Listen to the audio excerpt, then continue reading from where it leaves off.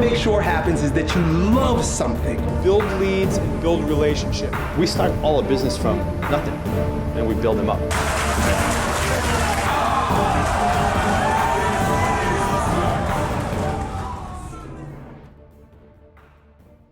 Okay, today's question comes from Daniver S. This question is for you, Dave.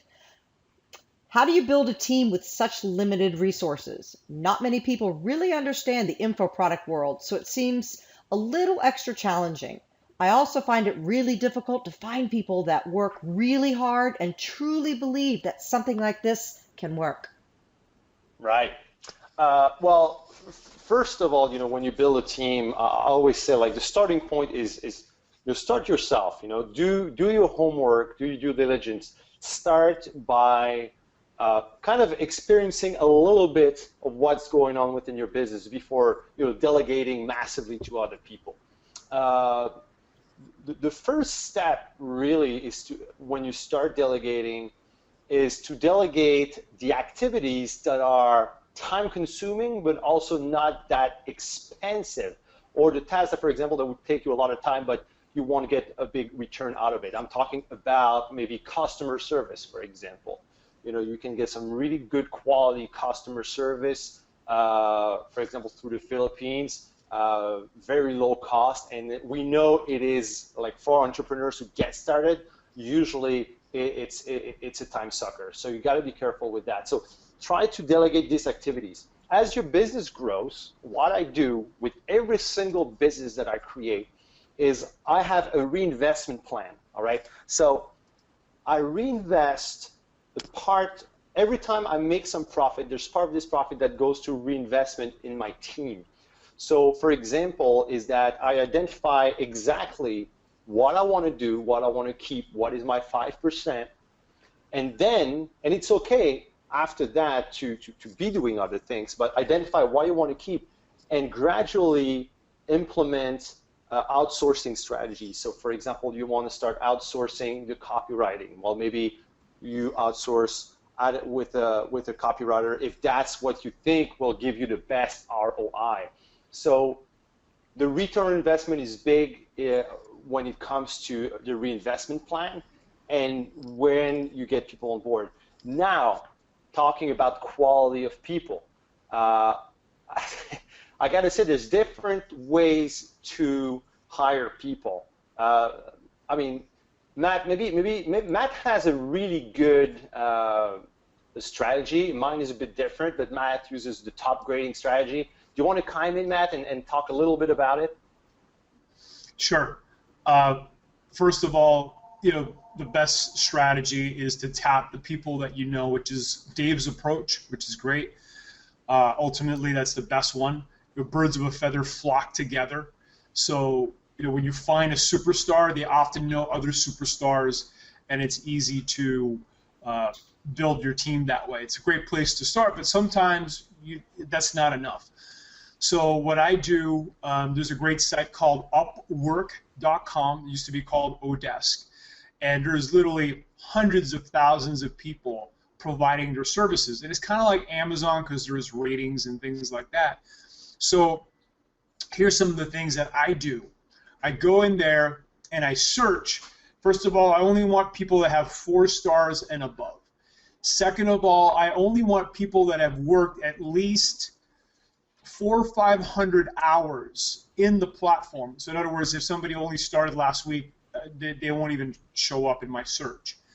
Third, and I'm not saying this to be racist or whatever, but there's certain, again, from my experience, there's certain countries that I find works better. For coders, I like Eastern Bloc countries. A lot of these countries, they're learning computer science when they're 4 years old, literally, like 4 or 5 years old. They're learning how to code. So, it's going to have a higher percentage of really smart coders that are 18, 20 years old that have been coding literally for 15 years. Then for customer support, like Dave said, I love the Philippines. Most of them are bilingual. They speak English.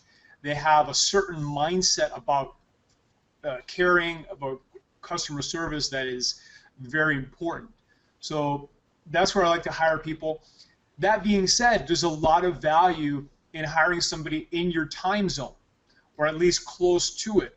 There's a lot of value in hiring somebody that is a native English speaker if that's your language, because then you can communicate more easily. So those are all things to factor in. But what I do, I'll pick, let's say, for a webmaster position, which should be really one of the first people you hire after customer support. I'll pick maybe 20 different webmasters. And from these 20, first of all, only like 12 might show up to the interview. So right there, I've eliminated 8. And I'm paying very special attention to every single step of the process, starting from how they reply to my invitation. Because great workers are often great communicators, especially coders. A coder that can't communicate properly isn't going to code very well either. That's a key component to look for. Anyways, after that, I'll set up the initial interview, and I might weed out another 3 or 4 guys, so maybe I'm down to 8. And then I'm going to give them what I call a doofus test, which is a relatively simple test. For an example, take this design with this copy, combine it together, make it a password-protected page, and set up a PHP split test on the headline. So it's maybe a 2-3 hour mission, and a lot of people will fail that.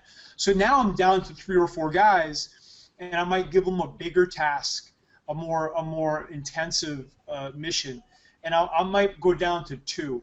Now, my first tip is it's better to have 2 part-timers than 1 full-timer. And this is true for every position, because a lot of times people will quit, people will, will whatever, it won't work out. So if you have 2 people, then you have a backup, and the best guy will emerge. So that's really the top rating process. So you're using the search in Upwork to pick the best people. Then you're qualifying and eliminating at every single step, starting from the communication to the interview, to the doofus test, to the big task. If you have other team members, maybe get them to interview them. If you look at College Pro Painters and that whole company is one of the top franchising companies in the world. When they were looking to hire franchisees, it was 4 interviews to get the role. So don't be afraid to do multiple interviews, and there's personality tests that you can get people to do. One of the top guys that I know, it's about a $200-300 personality test. He gets them to do that, so he knows exactly who he's hiring even before they get the job. Those are all different tips. But in terms of who to hire, customer support is probably the first person. A webmaster is a quick second. Yeah. And a graphic designer would be third. I mean, if you have these 3 people, you have the nucleus for a team. For an online business, yeah. And, Matt's approach is extremely good. Obviously, it's going to take a bit more time, but we've used that approach, and we had great results with it. As Matt said, my approach is more tapping into my network. I'm lucky enough to have an extensive network now of professionals that I can, where I can just go and say, hey, do you know any good, webmaster? Do you know any good graphic designer who can do this and that? So usually I get some pretty good quality people that way. The only thing is that you can have a good quality person, a good worker, but when it comes to gelling with your team, getting them on the same page, that's a different story. You got to make sure that these people really match your mission, what they want in life and what you want to do with your company. One way that I've paid the price actually many times by having good quality worker who had, I would say, poor integrity, and I mean, they stole me. I mean, they stole money from me, right? They were the best workers. It didn't happen often, though. It's probably happened like twice, but very good workers, extremely good, but poor integrity. So it's one thing you got to be careful as well, is getting people that you get to trust. It doesn't happen overnight. It's going to come through a process of communication, like Matt said, and people that get it. It's usually pretty identifiable, where it's like with friends that you have, right? Usually you're good friends. You're going to know right away, oh, I'm going to be a good friend with that person. It's a little bit of the same type of dynamic when it comes to hiring someone. Kim was on the other side here. Kim, when we first started working together, we pretty much went on a recommendation, but we tested you for a while, right? Yes, you did.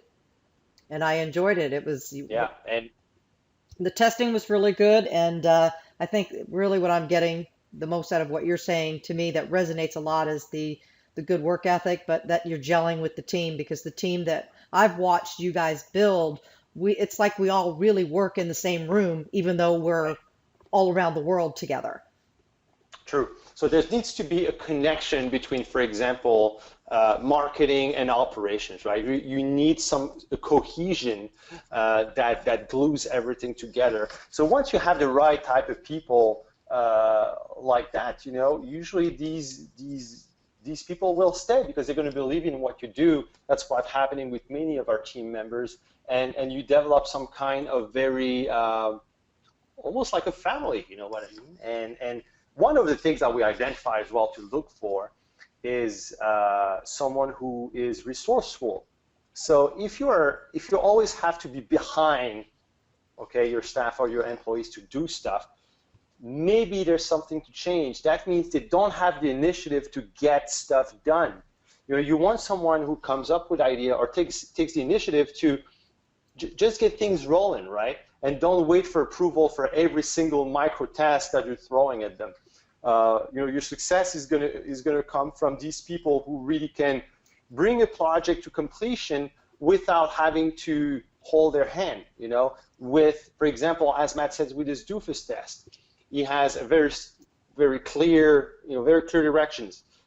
Build a site with this, make it password protected, set up a split test. If they fail at that, how do you expect that they're going to build something great for you, right? Because it's a pretty simple task in the online marketing world, and a webmaster should be able to do it, a good one anyway. So if they fail at it, it might be a way of saying that's not the right person. There's also the hiring for someone with the right attitude. An attitude can go a long way. Someone who maybe doesn't have the right skills right now might be good in another position. That's what happened. Matt and I hired a great gentleman called Andrew a few years ago, and Andrew started as a junior copywriter, and now he is the director of marketing for our company. And I mean, he went from a junior copywriter to director of marketing because he had the right attitude. He had a positive attitude. He was willing to learn, and he's a fast learner. So basically, he grew very fast, and we're working with Andrew every day now. He's part of the family. You know what I mean? And you have to trust this. We trusted the guy because he had an incredible attitude, very positive attitude towards learning, towards his colleagues and the team, and truly believed into what we were doing. So this is something also to look at. A positive attitude can go a long way, big time. I'm going to finish with maybe the most powerful tip. It's also the most dangerous tip, so I'm going to put a lot of caveats on this. Really, the best way to build a team on a low budget is to make a partnership. But again, it's a very dangerous, potentially dangerous and potentially powerful thing to do, because if you partner up with the wrong person, then you're stuck with having somebody that has equity and maybe didn't earn it, doesn't deserve it, things like that. I'll give you a great example. One of our non-job mastermind students messaged me and was thinking about offering a printer, a piece of his business, which was crazy. I mean, that was just a vendor, and it's a commodity, right? So, yeah, I would have saved him a little bit of money maybe for the first couple of months, but long term it would have been the worst decision of his career. So fortunately, we advised him not to do that. But on the flip side, take a look, for example, with Dave and I. Dave allows me to do what I do best, and it amplifies my potential several times beyond what he gets as a partner, and I do the same thing for him. Mm-hmm. Together we're amplifiers of our potential success.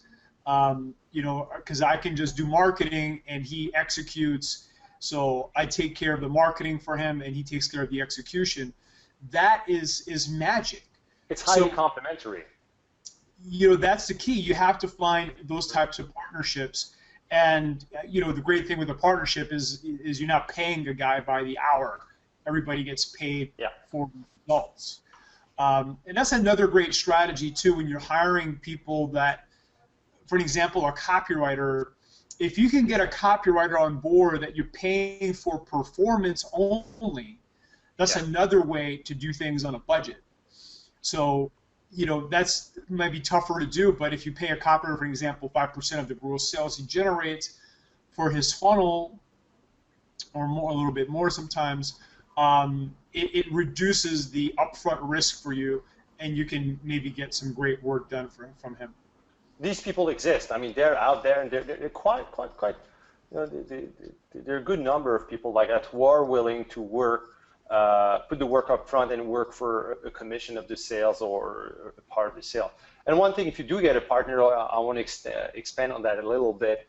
And it's one thing that Matt and I do all the time is write a contract, write down an agreement between the two people, and make sure you go around every single possible scenarios where, okay, well, if this happens, this is how we're going to deal with it. You don't leave any room for vagueness or for interpretation or anything like that. This is on paper and sets the expectations clear. Matt and I have been working together for years now.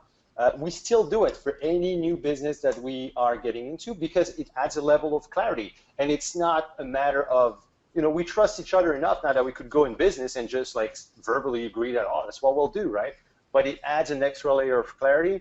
It makes sure that we all know what we have to do, and it just makes things a lot easier. And usually, it sets the field for something great.